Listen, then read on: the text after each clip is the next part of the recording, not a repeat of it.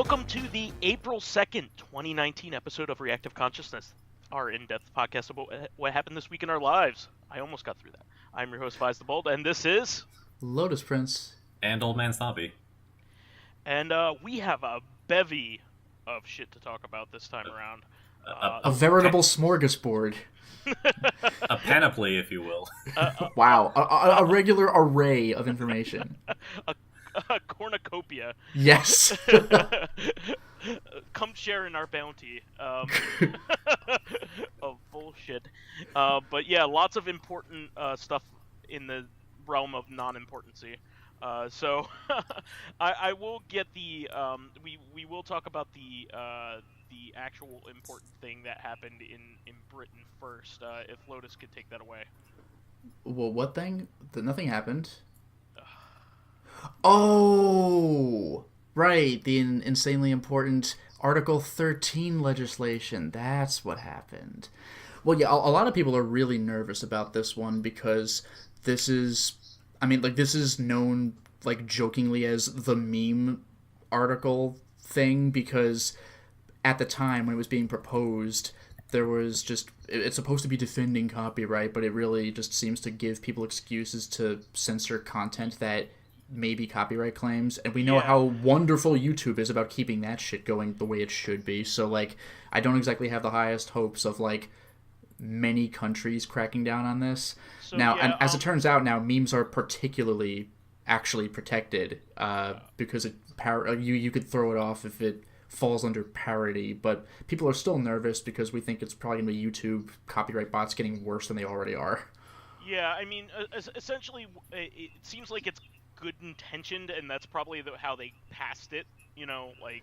Yeah, but it just blows my mind that after all... Yeah, but, like, after all the shit you see... I mean, I guess politicians aren't, like, uploading YouTube videos, but, like, anybody who's used YouTube for any period of time, even if they're not uploading videos themselves, people they watch, they've probably seen, have complained about this or that getting flagged, especially falsely. Sure. And, like... 10 years later, a country is like, hey, I know, let's do that on a much larger scale. I'm sure it'll work just fine, and it's not going to be exploited by a bunch of assholes. Yeah. But, yeah, I think, like I said, I think it's supposed to be well-intentioned, but it's... Well, they all are, but, like, yeah, how about you just leave it well enough alone, and, like, we'll tell you if there's a problem. Also, it's not... I think the big problem is that it's not specific. Well, that's exactly why it's a problem. Yeah. I consider this an infringement, and it's like YouTube already, like I said, already has problems like that, where people are falsely flagged because either just the bot was wrong, or somebody's an asshole. So, like, doing YouTube but bigger sounds like a bad idea. Yeah, considering how even a professional company that has, like, a stake is bad at it. Imagine how bad a government body, an inefficient government body... Yeah, who doesn't know what the hell's going on. Yeah, it's just like, these internets and their kids using them, and, like, it's gonna fuck up, so, like, everyone's nervous immediately. Yeah, this is why it's bad to have old people running things, because they just don't understand things that are going on. So yeah, to get at the heart of this, like, anytime you have a law that in principle is intended to protect, you know, like, the little guy, it always, like, in practice produces a power imbalance. So, like, one manifestation of this is in YouTube. If you're just, like, a random person who uploads a video and you think that it satisfies the guidelines for content and you get a flag anyway, then, like, good luck trying to get that flag taken down, right? Because, like, you know, Square Enix and Nintendo and Sega and Warner Brothers, all these big distribution networks have the resources to run bots that just flag everything that looks like it might be, you know, tangentially related to their content or contains enough of it to be worth flagging. And you have to go through all of this, like, content, you know, this conflict resolution with Google and with Alphabet, with YouTube, with whoever. I don't know Lotus. I don't know who you like. Yeah, and while you're doing that, by the way, while you're trying to resolve this, if you actually get a strike on your channel, then that can mean reduction of the maximum length of videos to it was like 10 or 15 minutes or something, so your channel is crippled while you're trying to defend it instead of and you can lose after ad it's revenue. Been proven like, wrong. You can get demonetized if this continues to happen, and like you can and pretty the easily holders are not hurting at all, whereas the little guy is. And it's also mention, like if I actually did it, like if I uploaded something, you know, and if they steal something from me, This happens all the time. People Yep. like designs get stolen, they get uploaded to marketplaces, they get uploaded to DeviantArt, they get uploaded to Etsy, and they get stolen by major retailers all the time. Not even on purpose. It's more like a systematic thing that allows it to happen so frequently because it's so hard as an independent producer as an independent content creator to take time from what is a really busy schedule.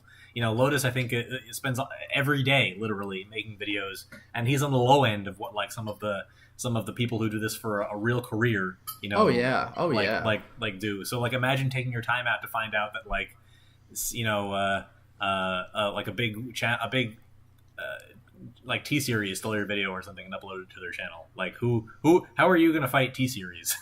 Yeah, they're not even an American-based company. I would consult the network that I'm partnered with, which not everybody has or even wants. So, like, there's that.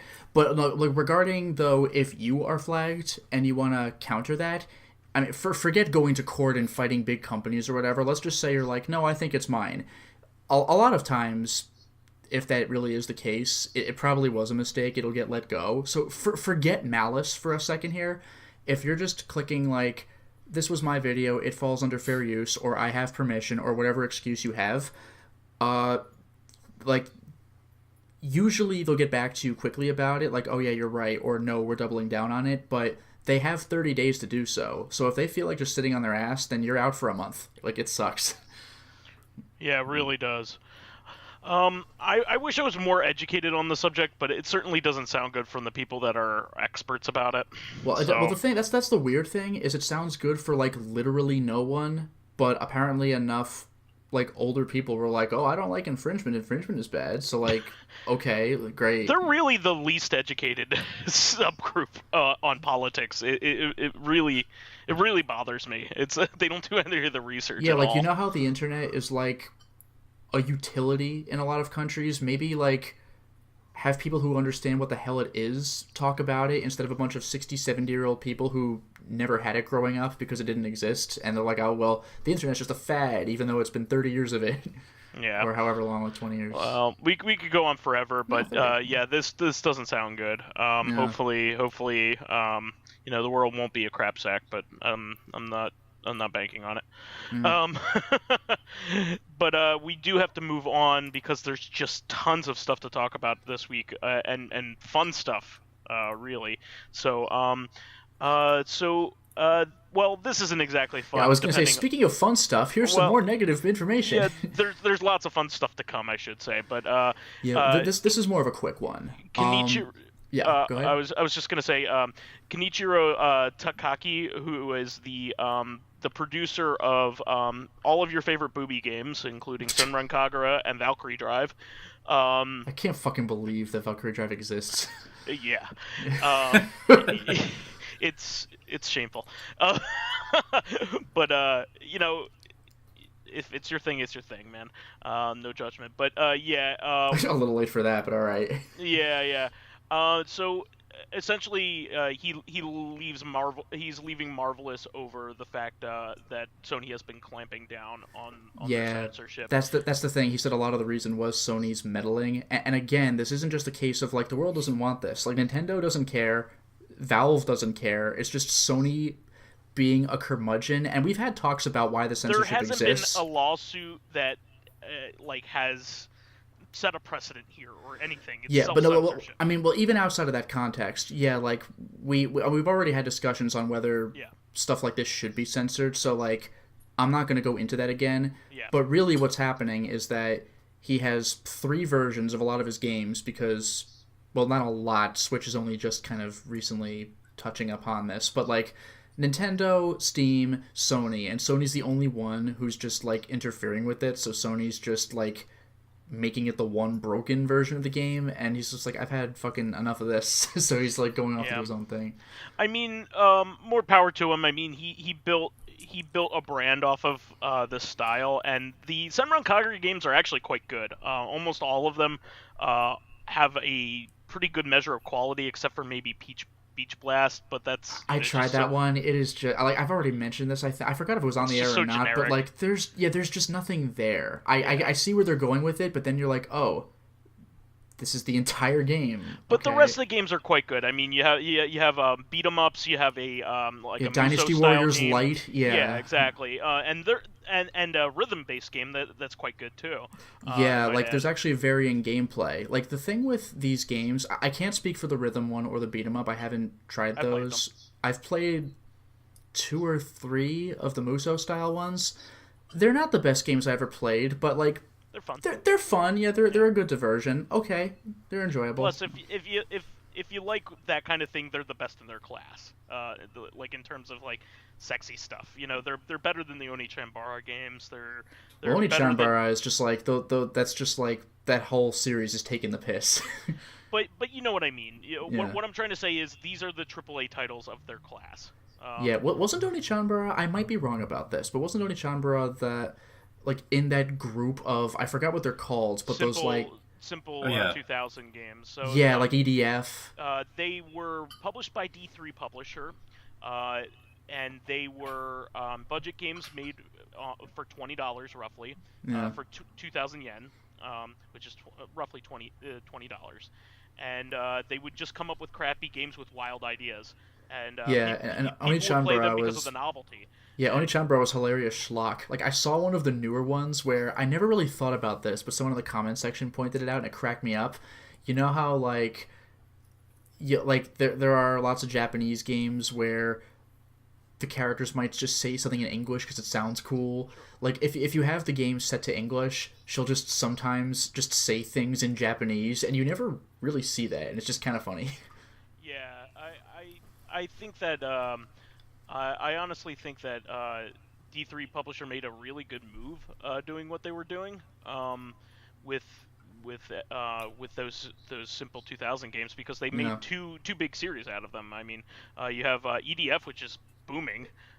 Yeah, there's a new game coming out soon. And you also have, the Oni-Chanbara games, which are still played as well. But I digress. What I'm trying to say here is the Senran Kagura games are still going to be produced by him. Yes. So I will say that you will still get these games. He's just not directly at Marvelous anymore. He's a contractor. So his relationship is still there. In other words, so we'll move on from this. But yeah, I mean, I just wish they could tweak things a little bit. So it's reminiscent. Like if you listen to the interviews that he gave in the article, in a lot of the press releases about this, he talks about how he just kind of wants to be like the perverted old man who makes jokes about anime girls with big boobs. Like that's really what he wants to be, and he feels like Sony is keeping him from reaching his audience more or less. But like it's reminiscent of a quote that like Jerry Seinfeld talks about how he couldn't make the show Seinfeld anymore. He thinks that people are too politically correct and like the show would not be successful. But it ignores the fact that like in Seinfeld's case, like better and funnier shows have been made about much worse people as like the television medium has evolved. Like it's Always Sunny. Like everyone in Always Sunny fucking sucks, and that show's Curb hilarious. is basically the same show. I mean, even literally the same show. Yeah, even literally like on. Larry David has like literally made shows that are better. Yeah, than Curb Your Seinfeld. Enthusiasm. Yeah, and like Arrested Development, everyone sucks there too, except for maybe George Michael, I guess. So it's really more of a statement that he just doesn't want to evolve with the times and changing culture and people's changing sensibilities. And that's his thing. But like I don't feel particularly bad that he wants to like plant his flag in his corner of the zeitgeist and just stay there and like close the shutters. Yeah. All I'm saying is, like, man, all you gotta do is make these girls like 18 or 19. I mean, that's all you gotta do, and that's a real low bar to clear. A real low bar to clear, and yet they continually fail. It really is amazing. Get it why like, they have to be in high school for them to be like eligible. In the Japanese culture, it doesn't make sense to me. But hey, what do I know? But anyway, so let's see here. We're gonna move on from that, thankfully, because I wanna stay. I'm all right. I think we'll get a I'd really rather move on. Yeah, seriously. Okay, so the next one is more exciting. Streets of Rage 4 finally has a gameplay teaser. We will specify as well that Streets of Rage 4 only has 2 characters announced so far, and that's Axel and Blaze, which are the mainstay characters in All the games. Yeah. all of the games, all 4 games. But there appear to be 2 silhouettes that have not been filled in yet. Yeah. Of at least 2 more characters. One that looks like a robotic person, and one that seems to be some kind of person with a guitar or a bass. Um, but we don't know how they're related. Probably, maybe the robotic person might be related to Zan from Streets of Rage 3, because we do Yeah. already have a robotic man. We just don't know how or what. I love that even in Streets of Rage 3, Zen was just kind of there. Yeah.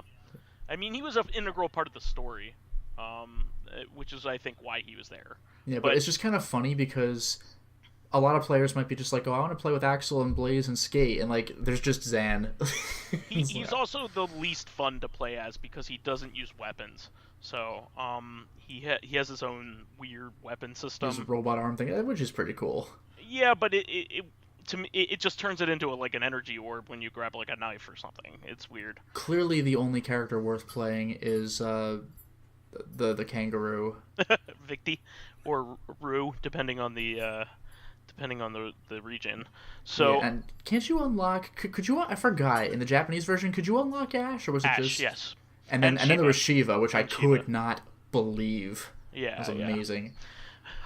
So my impression is that just like with .emu's recent efforts in bringing back other titles such as Windjammers and Dragon's Trap, these still look really good. I get that the art style may be open to taste, but I like it. I think outside of there being it's by the same people that did Dragon's Trap. It is throwing me off, to be honest. Like, the game looks good in a vacuum, but it looks like, I mean, I guess it is, but it looks like a fan-made Streets of Rage game as far as just the art in and of itself. Yeah, I mean, it's not in the house style of Sega, that's for sure, but I think it's more in the in the house style of that particular developer. Concerning the way it looks, I think it's just the house style of that developer, which I'm okay with. I mean, I'd rather have it the way that it is than not at all, So it does seem like it has some very snappy gameplay, which I really like. It has a lot of what looks to be some co-op juggling going on. Yeah, I mean, like, you were never going to cool. juggle by yourself unless maybe the enemy was against the wall. But Streets of Rage has never had juggling before, but now you can punch a guy back and forth in the air, which is that's a new thing, which is kind of cool. Yeah, I think they're modernizing it and allowing you to have more interactivity with the 2 players. And it may be 4-player, who knows? But it's pretty cool. I'm reserving judgment, but I like it so far so good. I mean, I'm being optimistic. I don't want to hate on it, and there are some people that don't like it, but there are a lot of other people that do. So I don't know what you guys are thinking about it, but I think it looks pretty cool. I mean, I'm excited about the game. I'm just saying the art style throws me off a little bit, but it still looks good. Gotcha. I mean, this is the kind of game that I pick up on a Steam sale, so like I'll let you guys go ahead and drive the discussion. Gotcha. Well, Streets of Rage is a big part of my classic gaming and gaming life in general. So it was the game that I played most on the Genesis, maybe other than Gunstar Heroes. And so it's just a game that it was a big part of my childhood. Yeah, same, really. I never had Gunstar Heroes. I was more of a Sonic the Hedgehog 2 guy, but I played Streets of Rage 2 a lot. Yeah, Streets of Rage 2 is just one of my favorite games. It is one of my favorite games of all time. I will continue to play it forever. I'm hoping that they do a good job. I mean, there's plenty of stuff to be announced in that game. It's still early. There's more characters to be announced. We don't know about features. We don't know who the bad guys are. I gotta say, like, for the love of God, can we please give Adam a triumphant return, because he's just only been in Streets of Rage 1. Just let me have this. He was a cool character. He is a cool character, and I'm really surprised they got rid of him in 2 and 3. I mean, they have his brother. Well, 2 made sense. It was a plot. He was captured. You got to go save him, and then he was the damsel. Yeah. He just wasn't in 3 at all. There's just nothing. Yeah, I don't know, but maybe he's the Robot Man. Who knows? Oh my god! Oh, dude, do it. That would be really cool. But we should move on. So the Wall Street Journal, which doesn't print news stories very lightly. They usually have a very good source for these kinds of things. Basically talked about how there's a good possibility that Nintendo will be announcing 2 new Switch versions or models at E3. So that's a big thing. Apparently, this comes from a very trusted source. It may even be Nintendo leaking it intentionally to drive buzz. I doubt that, but stranger things have happened. Maybe they're trying to boost up, a goodwill on the stock, that kind of thing. But the rumor is that there are going to be 3 SKUs for the Switch: the existing one, a downscaled one, and a Pro version. What this specifically means is to be held. But probably the scaled down version won't have removable Joy-Cons or the level of vibration, I assume, as the current model. And the Pro one, I'm not even sure what that may be. Maybe having a better battery life. It may even just be a docked, like a system that doesn't go portable. It may just be like a high definition version of the console. That's like all I wanted from a Switch, is just dock only. Like, I don't care about the portability in the slightest, so that would be great. This is coming from the guy who waited for a very long time for them to make a Vita that is not portable and just plugs into your television, even though that's the primary selling point of the system. Yep, the Vita has great games. Too bad I can't record them, but now I can. Some of them. No, I would even say most. But there are some that are definitely glaring omissions. Sure. But take this with a grain of salt. Of course, it's a rumor, but I think it's a likely one, and I don't see Nintendo not doing this in some form or another. So, like I said, take it with a grain of salt. We don't know the details. But we'll find out in E3, which isn't too far away, to be honest. We've talked a lot about the limitations on this podcast of the actual Switch system. There's lots of things that they could improve on. It's obvious they got right in under the gun what they could manage to, how far they could push the system and its specs while keeping the price point and the hardware configuration that they wanted to use. There's all kinds of issues. There's the low battery life in the handheld mode. There's the fact that it overheats really quickly in the dock, and people are reporting that it warps if you run it too long. There's the weird power scheme where you can't use a conventional USB-C power converter with the dock. You have to use the one provided by Nintendo, or else you can literally melt your Switch. It would be nice to see a more robust version of the system, one that doesn't necessarily do the HD processing but is intended to be played in handheld mode, maybe, and doesn't do the and one that actually works and doesn't melt. Yeah, I'd be all for it. I obviously I think the our audience and our hosts here are more interested in what the Pro will be like. The scale down will be good for children. It'll probably be sturdier, just kind of like the 2DS was, which was a great product. It just wasn't for me. Well, I'm also thinking of the Wii Mini, which didn't have online capability, but it was quite cheap for when it came out. Yeah, I'm all for it. They probably want to release this before, Pokemon gets released on the Switch. Mm-hmm. So I imagine, this is going to be a good thing. Nintendo only has one system, and they've never really only had one system. So they need to provide options. There's no little brother or little sister, system at the moment. They also did this pretty recently with the 3DS, right? When they released the new Nintendo 3DS, it was really only to play a couple of games, and it was assumed that you already owned a 3DS because it didn't even come with an AC adapter. Oh wow. Yeah, that's a holdover, I think, from Japanese style of packaging, because apparently consoles can't be sold with an AC adapter in Japan. You have to always buy them separately, and I think they just didn't modify it for Well, when they brought it over. they figured it out for the new 2DS. So Yeah, yeah.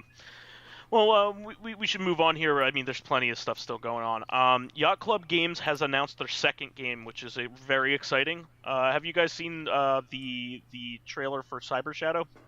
Just a screenshot. Like I I, mean, I, I'm not gonna lie. When I read this in the show notes, my brain parsed Yacht Club as Club Penguin, and I was like, "Why do we care about this?" now I really regret not watching it because I love Shovel Knight. yeah, I was just gonna say Yacht Club was the Shovel Knight people, and that game, like, I don't care about actually playing Shovel Knight, but I am fully aware that it is a freaking brilliant game, and I love watching it. So I didn't watch the trailer for Cyber Shadow, but I'm sure it's great. So yeah, this is a Ninja Gaiden style game, as you may guess. But That's it does. kind of funny actually, because The Messenger just came out, and that's also a Ninja Gaiden style game. Yeah, but that's more of a Metroidvania. This still seems to be level based, kind of like Shovel Knight was. Mm-hmm. But what's still cool is they are retaining some of the gameplay mechanics from Shovel Knight by having like a pogo mechanic, because it seems that just lends itself to a lot of interesting combat scenarios. Oh, absolutely. Not to mention platforming with combat, like pogoing like across a cliff with enemies. It's like Sonic Adventure, where you use your homing attack to hit enemy after enemy to cross a large gap or something. Yeah, yeah, absolutely. So, I think this is really cool. I will be buying it probably day one. I will also be buying it. I know I complained about Shovel Knight because it like bothered me that they really oversold the fact that it was a game that, aside from the soundtrack, fit on an NES cartridge, and it like frustrates me a little bit when devs limit themselves so strongly, but it still looks great for what they tried to do, and it plays like fantastically. Yeah. So like that feels like a nitpick, and this this game is obviously in that same like mold, but it will still probably play fantastic. It will still probably be lovingly crafted. It'll be a lot of fun to route. Also, I'm looking forward to it. Also, it can't be denied how much of a like a service that game was. Like, they just kept adding content and content and content. Right. I bought this game right when it came out, like 5 or 6 years ago. I think at this point, maybe even longer, 7 years. Mm-hmm. And they're still adding content to it. And like, if you already had bought like the original version, they're still updating that, and you don't have to pay extra for it. So I mean, that was such a great undertaking, and I guess it sold so well that they keep up with it. Oh, that game was a sensation, yeah. Yeah, but more power to them. They did a fantastic job, and I really haven't played any of the expansions. I was kind of hoping to run through them, as I got a complete game, I guess. But they're Plague Knight, Spectre Knight, and King Knight, right? Yeah, and then there's like a battle royale mode that they're adding is the last one, I believe, kind of like a Smash Brothers kind of style thing. Oh, sure, okay.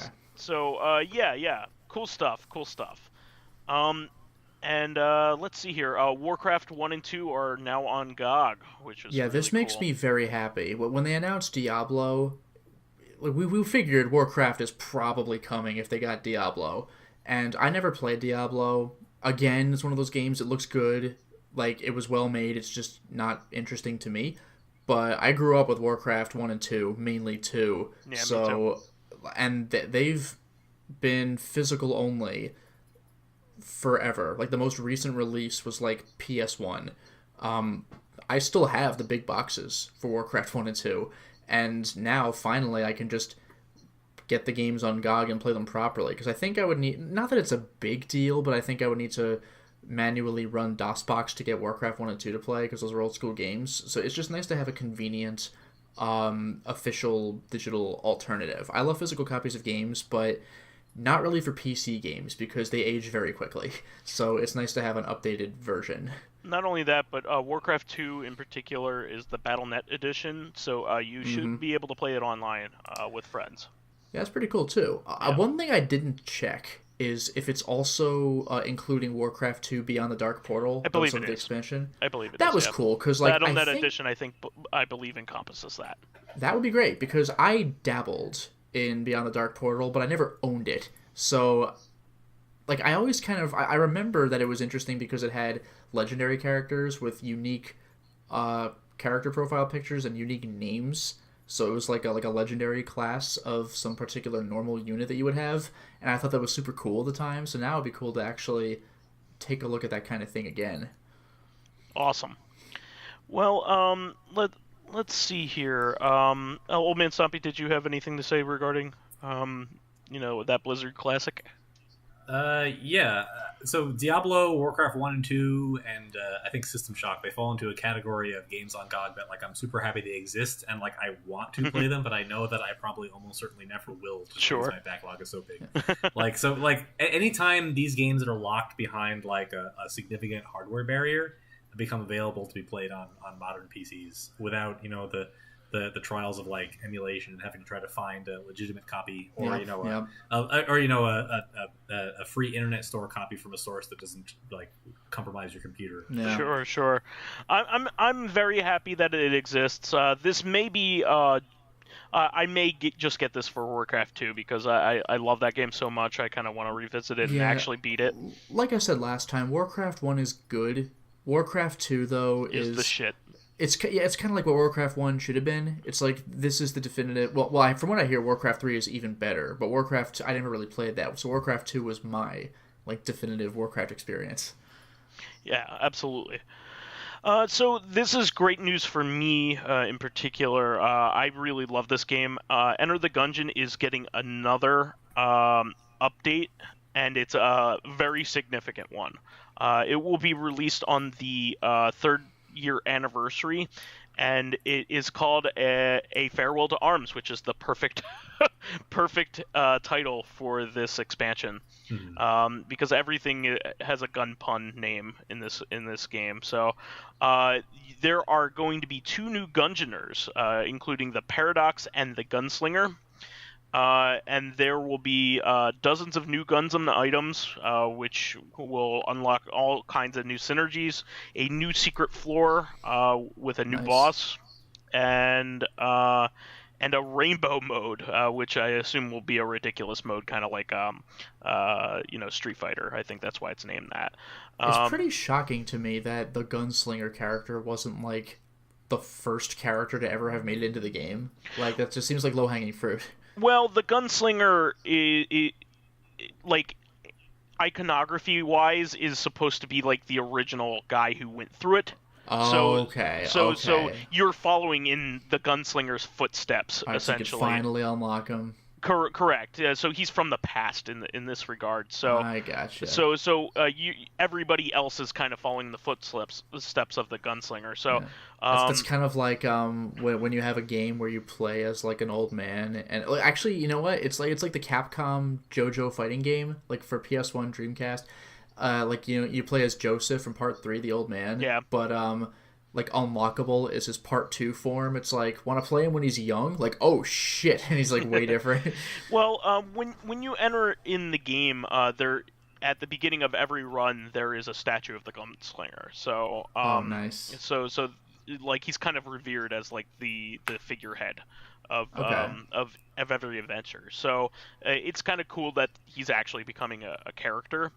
There will also be additional features and tweaks and other balancing stuff, but this game is really, really, really fantastic, and the amount of content that it gives you is volumes. Like, there are hours upon hours and hours of gameplay here, just kind of like Binding of Isaac.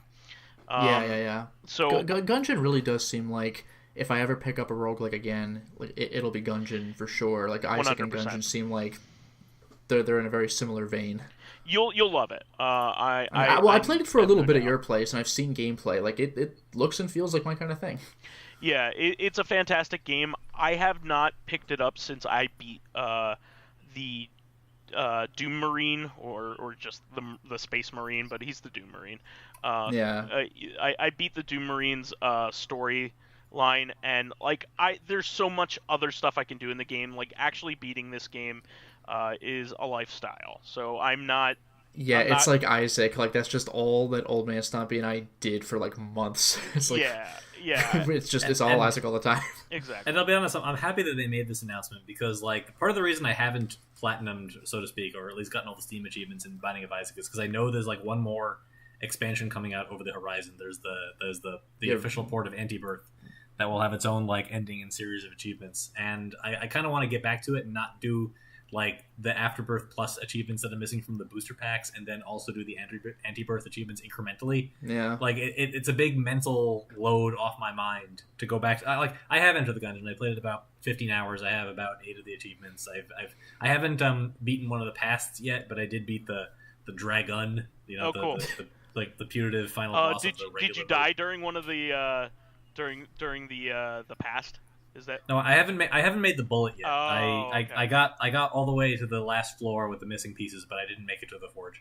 That was probably about the last thing that I did. Yeah. So I've got a little work to do to actually get a real quote unquote ending to the game. But like again, just knowing that I can work towards whatever extra stuff is added in the newer update while I'm also trying to like complete the game in like a whole bunch of different directions makes the game more fun. It just means more stuff happens. Like that's usually why you play these games, these roguelites. You do the 45-minute runs or whatever, and you just see what like pops up that you might run into in your next run. That's why that's the hook that brings you back into the game even after you failed several times.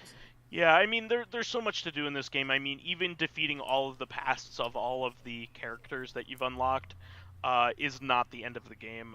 There's just plenty of stuff to do. You like unlocking every item, unlocking every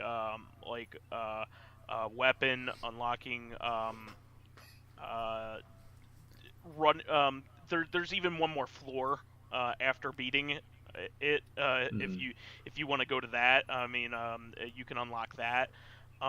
There's just tons of stuff. There's also alternate modes that you can do as well, like the speedrunning mode. There's all kinds of junk in this game. So I don't think it's really meant to be played where you completely beat it. I think it's giving different flavors for people that love it. But you know, I'm sure there are people that are wild about this game because it's great and it deserves it. It deserves its fandom. So I definitely really recommend this. At this point, I would wait until if you haven't bought the game, just wait until the expansion comes out, just so you can play it all in one piece. You know, Blackbeard and all that. Find it all in one piece. Yeah, great. I actually ordered the limited physical edition of the game, but apparently that means it's incomplete. I mean, So it'll get an I gotta pick up the update. DLC. It'll get an update. No, it'll get an update, sure, but it's just like, it doesn't have everything on the disc. It had everything on the disc at the time. Yeah, and it also, To be fair, like most games don't come with everything on the disc anymore. They come with like large day one patches anyway. No, I know. That's why I often wait for the Game of the Year edition or something like that. Speaking of which, this has been out for a while, but I didn't know that there was a physical release. I think it's new, but Nier Automata, the Game of the Yorha Game edition of the Yorha is there's actually a physical of that. I couldn't believe it. oh cool. Oh, and one more thing, the Ammonomicon, the physical one, is going to be outdated. Yep, that's true too. So hopefully they'll make another one of that. That's just like the Future Press strategy guides for the Souls games.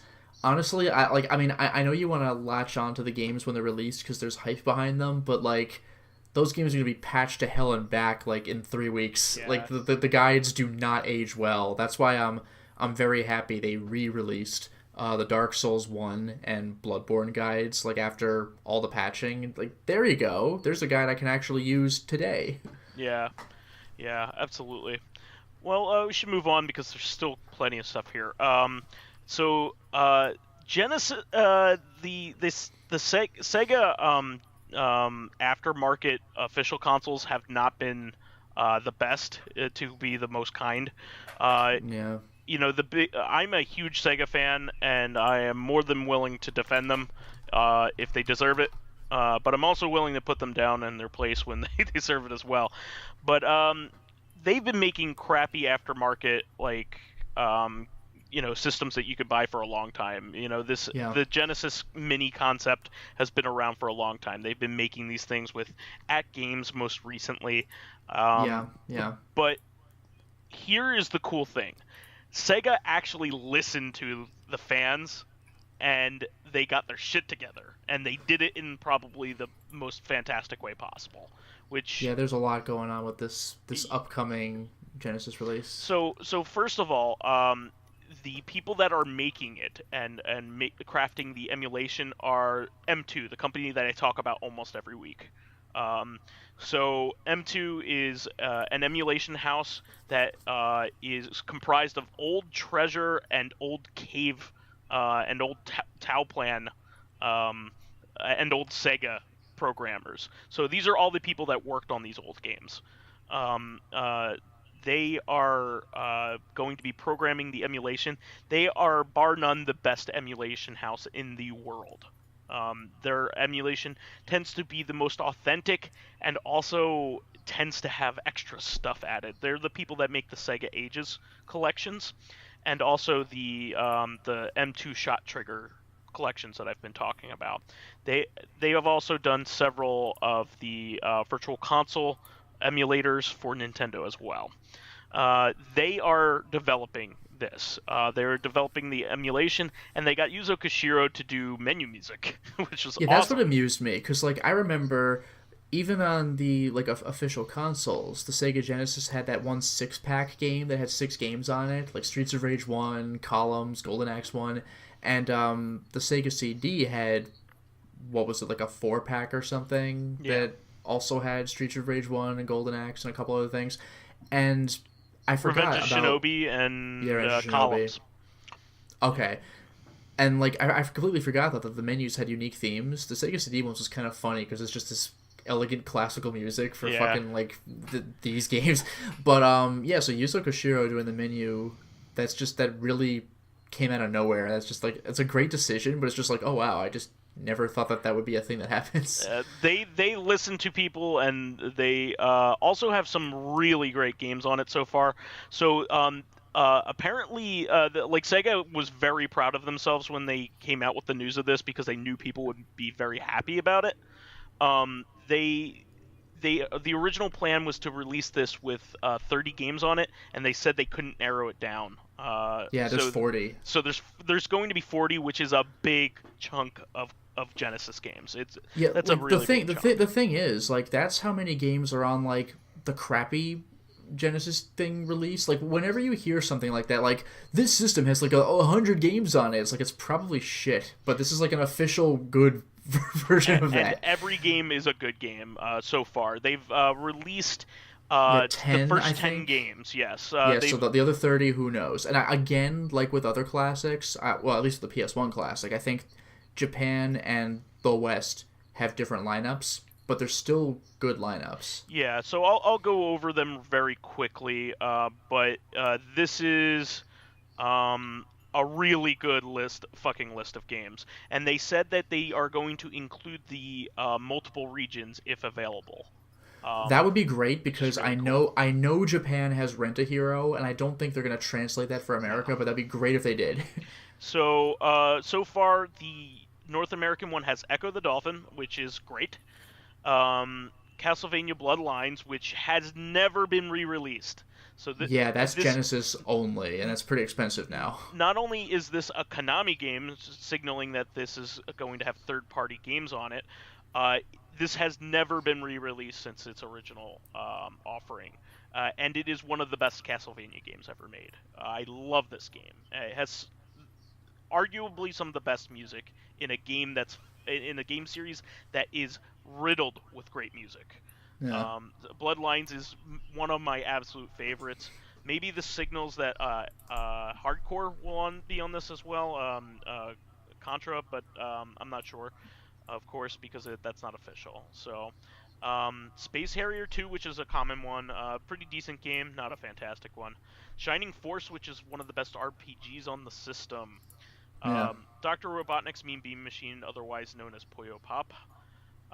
This was the weird, outstanding game that had the weekday Sonic the Hedgehog cartoon villain, Scratch and Grounder. Real weird.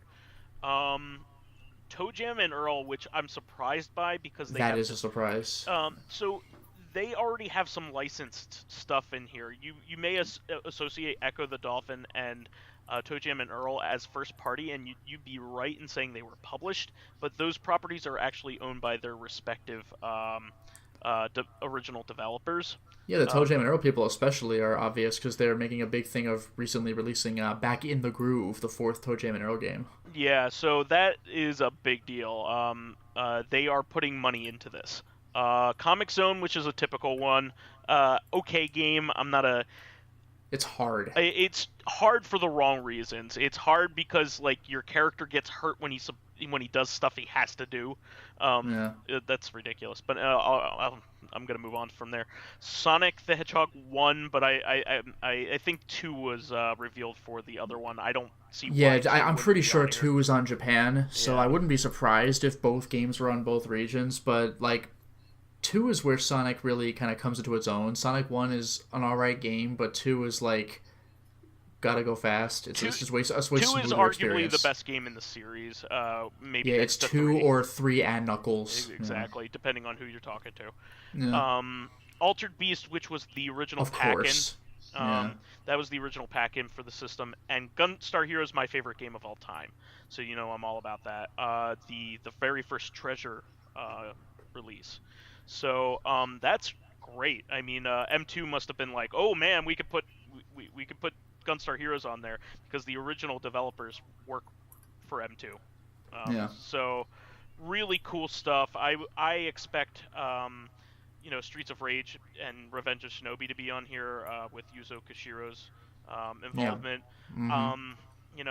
Jury's up for Sonic 3 and Knuckles. Unfortunately, that game seems to have some kind of rights issues or something going on, probably having to do with either the Michael Jackson thing or the Jetsons thing going on with it. But do you know about Jetsons?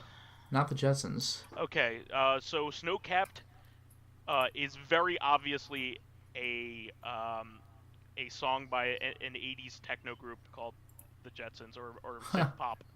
I'll link you the YouTube video of Hard Times by the Jetsons, and you'll be like, oh god damn, this is exactly the same song. All right. It's not even a stretch. So you remember when we found out that like Guile's theme was actually a remix of an old 80s like synth pop group called T Squares? I think it was called Circle. It's it was all stuff from the Top Gun soundtrack actually. Yeah, I think Ken Masters' theme was like way on the nose with that one. Yeah. There's several songs from the Top Gun soundtrack that are copied for Street Fighter 2. You're absolutely right. There's something like 3 songs that are like verbatim. It's not even a stretch. Yeah. But yeah, I think they got away with this stuff a long time because Top Gun was big business and video games were not at that time, not on the same scale, at least. So, plus they probably figured, hey, we're in Japan, what are they gonna know? And then it became a worldwide phenomenon. Yeah, I was gonna say that Street Fighter 2 took off. Yeah, exactly. So let's see here. The only other thing I'm gonna mention is that the Japanese version seems to have a 6-button controller, and the everywhere else is 3 buttons. Yeah, which is pissing off a bunch of people. I mean, it's stupid, but I could see why. Because the 3-button is more iconic to the people that bought Genesis. I mean, back in the day. But the 6-button is way more playable. Yeah, it's more comfortable and it looks better. Yeah. Now, I mean, the good news, though, is from what I'm aware, these controllers are USB in, so you ought to be able to swap in and out as you please. Sure. I don't know if you'll be able to put in other controllers with USB, but that's an interesting potential. The games, or not the games, the system is going to be $80, and I believe it's going to release sometime in September. I think they had an actual date, but I forgot what the date was, like the 17th or something, but it's in September. Yeah. So the only follow-up comment I have is that we discussed this originally. We asked the same question when we talked about the PSX Classic. Is that it's hard to imagine aside from Bloodlines what the target audience is compared to this is a system that's intended to follow in the footsteps of the NES Classic, the SNES Classic, sure, which were products by Nintendo specifically made to occupy the gap between the closing of the Wii and the Wii U shop and the proliferation of Nintendo's online service for the Switch. right? They didn't like have any plan in place, and you know, most of the time Nintendo's online offerings are not that great. So like this is a great opportunity for them to sell a piece of hardware that they've now discontinued because the Switch Online is out. So like for these games that are available on the Genesis, like 9 of the ones they've announced you can just get for the Sega Ages collection on Steam.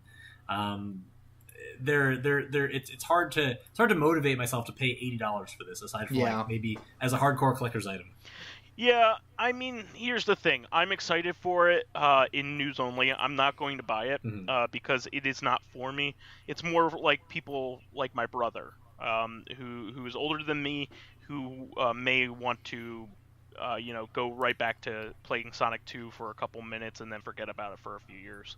But I still think it's great that they're putting in the time and effort, and I think that more than a few people may even just buy it just because.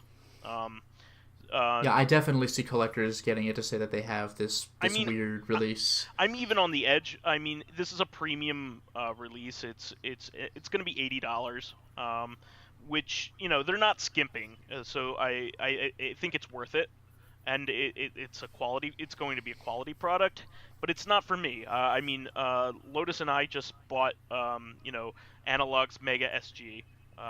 Which shipped and got reviewed and has fantastic reviews. And the only niggling things about it are, probably going to be 32x support, which is minor at best, and even coming from a 32x fan, and minor things that can be fixed with a firmware update. So, and will be, I might add. That's more for us. That's more for you, OldManStompy. A premier piece of tech that's actually better than the original hardware in a lot of ways. You mean, are you talking about what you have or the new Genesis? The Mega SG. The analog Mega SG. This is the same people who made the Super NT. Yeah. So this could be considered a better piece of hardware than the original tech, but that's more for us, because we'll be able to play anything we want on it. But I could see people foregoing this just because they have something like that, But they're doing it right. Whatever they're doing it right. So even if it's mediocre in terms of sales, at least they tried it here, So I think it's good. I hope it sells well, just selfishly, because I want Sega to do well, but especially I want them to get the encouragement for doing the right thing. Your mileage may vary on this. I guess we'll just have to see if it sells during the Christmas season. But this is even bigger Sega news for me, at least. More Sega Ages games were announced for the Switch. And some unusual titles too, which is pretty cool. So Puzzle and Action Agent R, which I think is a spin-off of Bonanza Brothers. Oh wow! That one, I'm gonna buy, but it's not a huge deal. The Alex Kidd one was just released on Switch last week, and also the other one that they released, what was that? Gain Ground was just released in the U.S. So that was great. But they have a ton of them. They announced them. The original Shinobi is getting a release here. So the Master version. System arcade game. I believe it's going to be based off the arcade. So that's really cool. G-Lock Air Battle, which is a sequel to Afterburner. The original Fantasy Zone, which is a great shmup. Is that the one that actually opens with "Welcome to my Fantasy Zone"? Welcome to the Fantasy Zone is Space Harrier. Okay, but Fantasy Zone is when you're Opa Opa? Correct. Okay, yeah, I think Welcome to my Fantasy Zone is specifically what Bayonetta. Oh, Bayonetta. Okay, whoops. Yeah. But yeah, original Fantasy Zone I've played in one of the Yakuza games actually in the arcade. Yeah. Fantasy Zone is a great game. It plays like Defender. Yeah, you can loop across the screen. Exactly. That game is hard, by the way. If you want to actually advance, the game is rough. It's very difficult, but it's a good one. Herzog's Vi, which is an interesting choice. It's probably the original RTS game on consoles. I wonder if they'll ever release a Herzog's Vi 2. Uh, Herzog's Zwei Zwei. No. I said Herzog's Vi 2. But yeah, Herzog Zwei is an interesting game made by Technosoft, and Sega owns Technosoft now, so that's an interesting choice, and that's really cool. I found it difficult to play back in the day because I did not have the instruction manual. It's one of those games where you needed it because Yeah. every icon on the screen does not tell you what it does. Yeah, So, I mean, this is from an era where manuals were sometimes crucial in video games. yeah, it's like trying to play Populous without an instruction manual. Oh, It just doesn't no. work. Or like the early Romance of the Three Kingdoms. Exactly. I watched a couple of those, like the NES era ones, and that's a nightmare. I'll bet. And this one's really great too. Wonder Boy in Monsterland, which is the second Wonder Boy game. So that's the one where they found the North American English release in a warehouse somewhere. It was never nice. officially released. This is going to be a Sega Ages version of that. And they also announced that all 6 of these games are coming to the West as well. So no matter how obscure, they are coming, which is pretty cool. I am a huge fan of these games. I'm going to buy them all just because I love them and I love what they do. I would say that for out of the ones here, the best ones are Shinobi, Fantasy Zone, and Wonder Boy. I think those are all worth your time. Herzog Zwei is a crunchy game. G-Lock isn't as good as Afterburner. And Puzzle and Action Ichidant R is a game I've never played, so I don't have much to say about it. But I will buy it just because I love these releases, and they're just my jam, so I'll continue buying them. And, wow, more Sega stuff. New Sakura Wars was announced. Sakura Taisen is one of their long-running strategy RPGs. Also has some visual novel elements as well. Yeah, but you'd never know it. Yeah, I know. We only got one game. I was just gonna say that the big deal about this is that it's coming out in the West as well in 2020. Like the only game we ever got was, I think, Farewell My Love, which was on PS2 and Wii. Correct, and it took place. It normally takes place in Japan, but that was the only one to like hop over the pond and have like an American component by having cowboys and stuff in it. And by the way, this is a brand new announcement. Like, they just called it Project Sakura Wars, but, like, there isn't even a name for it. It's just, we're making a game, don't worry, the West is going to get it too. We're like, what? And the other really big news, of course, is that the character design was done by Tite Kubo, otherwise known as the author of Bleach, the artist of Bleach. Oh, cool. So when I turn on the game, is it just going to say The Heart? Maybe at the start, at some point, yes. It's just like, that's the only visual in the game. I'm sure that's, like, the only meme that's been made about the game so far. But it's also, like, super obvious, if you know his art style from reading Bleach, that the characters were made by him. Like, it's like Castlevania Judgment. Like, if you know it's by the Death Note guy, the art style, you're like, oh, yeah, it is.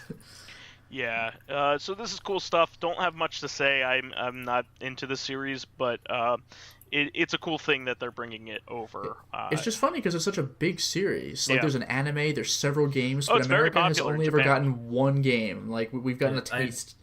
We know it from also Project Cross Zone, where they were like characters in both games, and like so the classic theme, like the really well known theme song to the game, plays every time they have a special attack.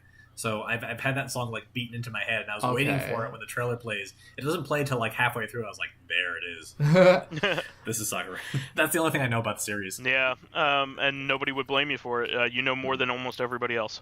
Yeah, that was a game I saw on GameStop shelves, and I was like, I don't quite know what this is. And that's probably what everyone else did too. I own it, and it's still sealed, the PS2 one. That tells me nothing about the game. Yep, it tells me nothing too. Cowgirls and I think like mechs. I think it was one of the first games to have a dual audio release of this caliber. You know, that was a lengthy RPG. I remember that being a big deal. So I think, if memory serves, because at one point I looked it up because I was considering getting it, and I still never really did. But I think like comparing the PS2 and the Wii version, I think like the main differences were I think the PS2 version came with its soundtrack CD, and the Wii version is like all on one disc. I forgot if both were all on one disc or what, but I couldn't tell you. yeah, I just have the PS2 one. Yep. So, here we go. More Sega stuff. Sega announced Space Channel 5 VR, which is pretty awesome. That is something that I can definitely see working. Mm-hmm. Also, will not include Space Michael. I can tell you that. Yeah. Why not? I'm not going into it.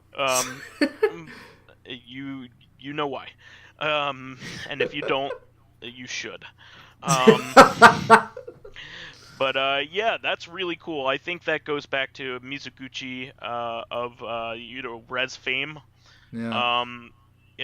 This was one of his first big titles. This was certainly his first rhythm type title or music-based type title that he made. I think he was also the director of this game, Fit Space Channel 5.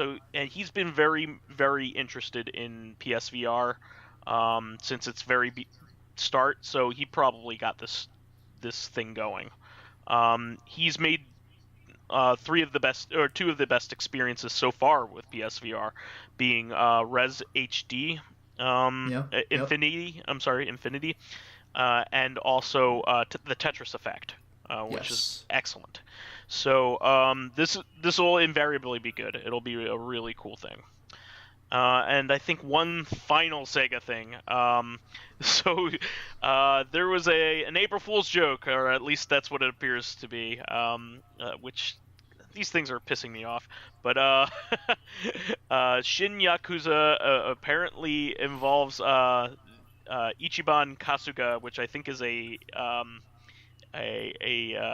Goofy character in the series. Is that correct? I don't know who this is. It might be a new person. Oh, okay. But apparently it's supposed to be a Goofy character helming the new thing in the series, helming the new storyline in the series. But apparently it appears to be an April Fool's joke. So well, there was a lot of like RPG like menu select options during a fight screen. It was like, what? So that appears to be screens from Yakuza Online that they were releasing. So okay. Take that one with a grain of salt. I'm sure we'll know by the release of the podcast whether this was a joke or not. But I'm betting that it was a joke. Almost everybody is. Let's see here. The Great Ace Attorney got a fan translation, which is the Ace Attorney game that takes place in the past that has Sherlock Holmes characters in it. That game is never getting localized, so it's really cool that a fan translation exists. Yeah, this is the first 3DS fan translation that I've actually really cared about. All the DS ones, all of the ones leading up have been DS ones. We've gotten most of the games for 3DS that I ever wanted. So this team released. They're also releasing a fan patch of the Android version as well, which is really cool of them. And they're working on the second game already, which is really cool. So apparently they already have a bunch of the second game done, too, which is really neat. So that'll remain... that'll also give the translations consistency, because a lot of times what will happen is when two different translation groups go after a series, they don't always follow the same translation methods or nomenclature and things like that. So this is really cool. I now want to get a flash cart for my 3DS so I can play this. So it's this and Ace Attorney Investigations 2, which is the second Miles Edgeworth game. Those are the two Phoenix Wright games that didn't come out in the States, I believe. There are three. So what's the third one? Miles Edgeworth 2 and both great Ace Attorney games. Okay, there's another great Ace Attorney game. Correct. I've forgotten about that. So like I said, they are working on the second one already. We'll have access to all of them shortly, I assume. So right, I believe Investigations 2 that's already been translated. That's correct. Play it on the internet. Yeah, that's correct. You're right on. So we'll be able to play all of them, which is awesome. We already got the most obscure one, which never expected that. The Layton crossover, which I thought would have been less likely than the other ones. Well, Yeah. it depends. Like, so Investigations 2, I think the only reason we didn't get it is because it was a Timing. super late in life DS game, right? It was because it just came out at the wrong time for the system. Like, it's like the Rockman versus Forte of the DS. Yeah, well, Rockman and Forte still gets the shaft. That game does not get a re-release. It only got a release on GBA in the West. Yep. It's kind of weird. It's never included on collections or anything. It's an odd one. But yeah, really cool stuff. I am all about it. I will be tracking down a way to play it. It's even cooler that you can play the Android version. Not going to be the way I'm going to play it because gaming on phones lately has been bad. They too many of my favorites have gotten delisted, and that's just a pain. So, but that's really, really cool. Now, I think there's only a couple more things. Samurai Showdown Collection for Switch, Steam, PS4, and Xbox One. This is really cool because this will be made by Digital Eclipse. We talked about Frank Cifaldi in the last couple episodes because he is the one that helped with the preservation of High 10 Bomberman, which turned out to unfortunately be very disappointing. I don't know if you guys got the update on that. Nope. So it turns out it was just the soundtrack that they found. It was not the actual game, which is very upsetting. But anyway, Frank Cifaldi and his team at Digital Eclipse have made the Disney Afternoon Collection, the Mega Man Legacy Collection, the first one, and several other great collections, the SNK 40th Collection. They are making the Samurai Showdown Collection for Switch, Steam, PS4, and Xbox One. This will have all of the Neo Geo games, every single one, which is really cool, and will have online support. So that means Samurai Showdown 1 through 5 and 5 Special. Yeah, that's great. Is it going to have 6 as well? It's not going to have 6 because that is not a Neo Geo game. Okay. So that's weird. So I got the anthology, which does have 6, Correct. but not 5 special. Correct. So, yeah, some people are bellyaching that they're saying that it's incomplete and that the last one was more complete, but it's actually inaccurate. Both of them are incomplete. Yeah. But this one makes more sense, let's say, because it has all of the Neo Geo games. But I want to play as... I forgot Andrew who it was. Jackson. Ben Franklin or Andrew Jackson. It was Yeah, Andrew this is bullshit. Jackson. Yeah. Yeah, this is really great. 5 Special only has like one release really, or it only has a couple releases because it only recently has been released by SNK. I believe that was the final Neo Geo game to be ever released, so they were holding it in special esteem for a while, so they didn't re-release that game until recently. So it's cool that it'll be on that collection. And 6 is an Atomus Wave game, meaning it's on a different piece of arcade hardware. So that's cool. I mean, especially if you really want to play the Samurai Showdown games online, and it'll be good if you don't want to buy all the games piecemeal from Hamster. Yeah. Which is pretty cool. I think this will be our final topic here. So IREM teased an R-Type Final 2 announcement, which is insane. So IREM spectacularly folded a few years back because of the tsunami and subsequent disaster, the nuclear disaster over in Fukushima, is it? Yep. Yeah, so what ended up happening was the day before their big tentpole title to be released by their company was going to be released, the tsunami happened. The game was gold and ready to be released and everything. Unfortunately, it had a disaster theme, particularly one very similar to the situation that actually Oh, happened. that's right. Yeah. Wasn't there something like it was like one of the disaster report games? And It is the fourth disaster report game, yeah, and correct? it focused. I think the disaster was a tsunami, so they're like, oh, we better not. Like it was kind of like Metal Gear Solid 2. You Yeah. know what? When they crash into the East Coast at the end, like they were like, but 9/11 just happened. Let's tweak that scene severely. Same thing happened with the Dreamcast. There was that the copter game as well, that RC copter game. You know, where you could do that kind of thing if you wanted to. Like you could replicate a scene if you wanted to. Yeah. So Because I even remember playing Metal Gear Solid 2. All of a sudden, the final boss fight is just on atop a bunch of ruined buildings, and I'm like, how did this happen? And apparently, real life is how that happened because I cut that part out. Yep. The same thing also happened to Spider-Man 2 at the time, the Activision one, the Electro one. Oh, really? The end of the game takes place on the top of the Twin Towers. Oh, wow. And they kind of had to make it kind of not look like you were there, but you are. You could tell. Yeah. Do you remember the trailer for the first Sam Raimi Spider-Man movie? Yep. Which was an incredible trailer. I saw it in theaters and then never again. And it was like, why? Oh, that's why. Yeah. So, but yeah, that sunk the company because IREM was never a huge company to begin with. But this was a AAA release. Their disaster report games were very popular in Japan, and they also had the bigger budget than any of the other games in this than they've ever released.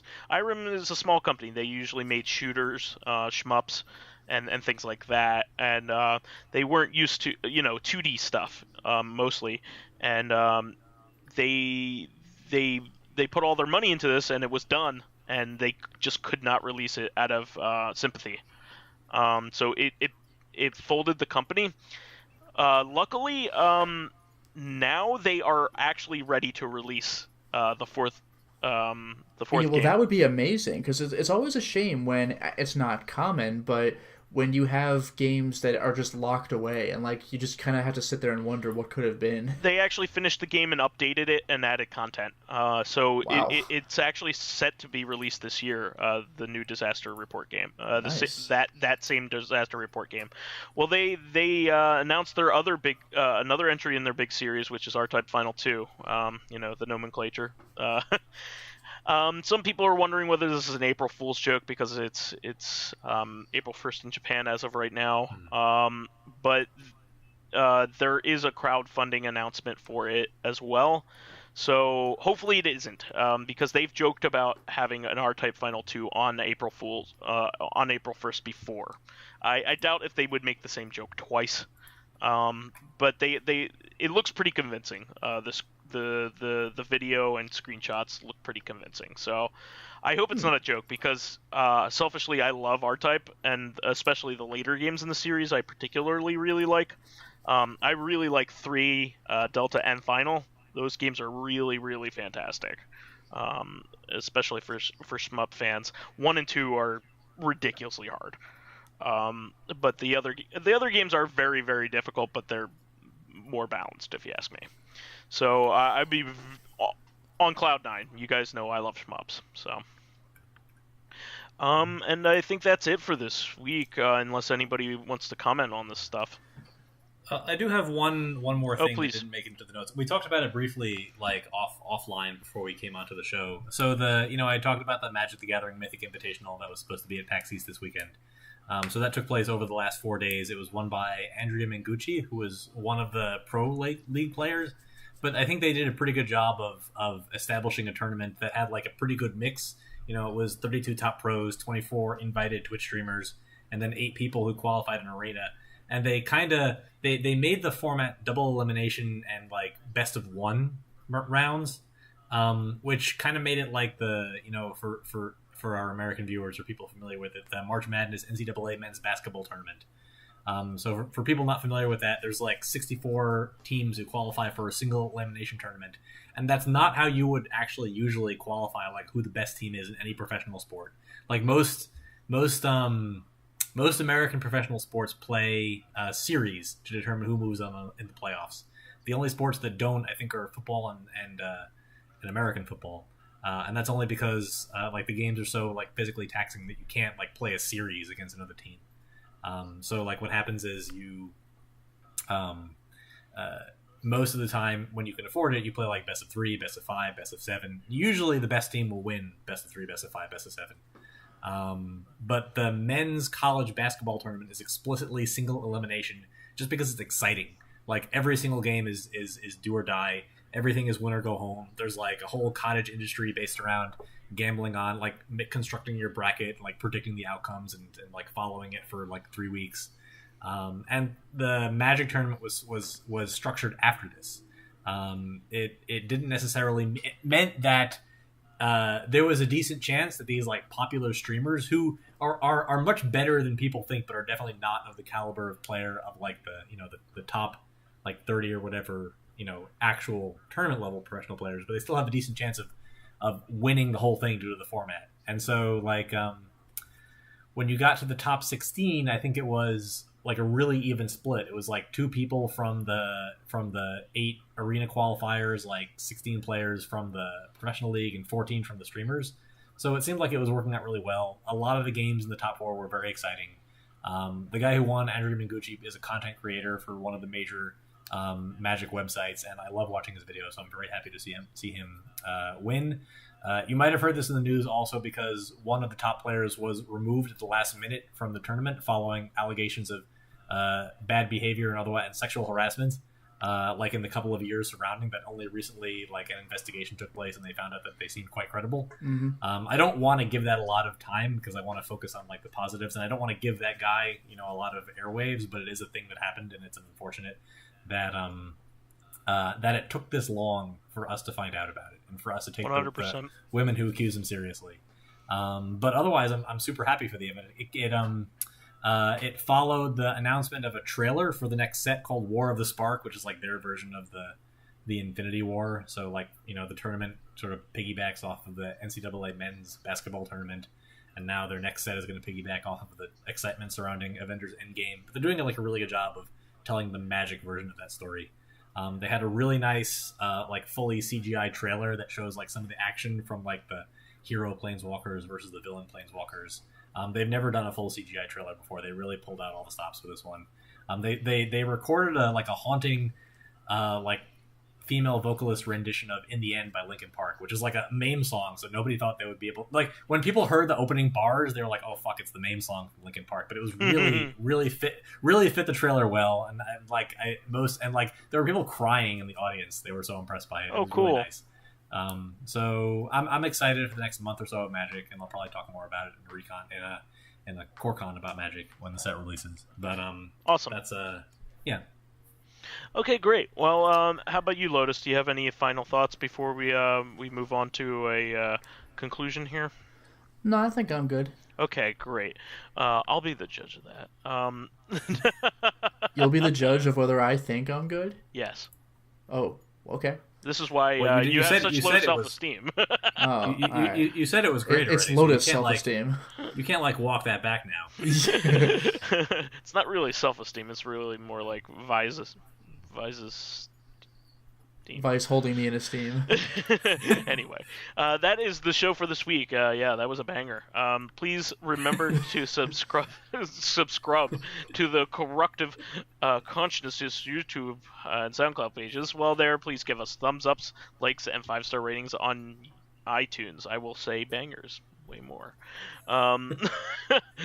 While there, please give us thumbs ups, likes, and 5-star ratings on iTunes. It helps promote and spread awareness of the show, and any bit of encouragement helps keep the show going. You can also catch us on Thursday for our sister podcast, Corrective Consciousness, the podcast where we explore the inanity of pop culture. Finally, you can friend me as vysethebold on Steam, PSN, Xbox Live, Twitter, and Switch. And you can follow me on my YouTube channel, Lotus Prince. You can hit me up on Twitter at Lotus Prince. And finally, if you are interested in seeing my videos early, getting in on exclusive live streams, selecting upcoming games for me to Let's Play, just finish the suffering, or get involved in a chat with me and other patrons on Discord, then perhaps consider swinging by my Patreon account, which can be found at patreon.com/LotusPrince. And you can find me as OldManStompy on most major gaming and social media networks, including Twitter, but excepting Steam. However, I am on MTG Arena, and I'll be happy to take direct challenges. Great. Well, be sure to tap him up. I don't get it. So I was gonna make a joke about like Old Man Banger following up on your joke, but that was like way worse. But then you went ahead and like went in that space, so now I don't feel bad about it. Yeah, so now we're all tapped out. Yes, we're all tapped out. I like being in that space, if you know what I mean. Anyway, we will catch you on Thursday for a great episode focused on what is it, OldManStompy? WrestleMania. There you go. So WrestleMania. What's WrestleMania? It's that it's that sporting event where they're really concerned about the fixing of the of the outcomes. It's that video where the dog gets faked out on the high five. That was funny as hell. I think the actual movie is called Russell something. It's a Russell Terrier. Right, and it's not called WrestleMania. It's called something else. I can't remember. Oh. And then they throw a piece of cheese at his head. Anyway. Do they do that? Anyway, we'll catch you on Thursday, guys. Until next time, everyone. Cheers.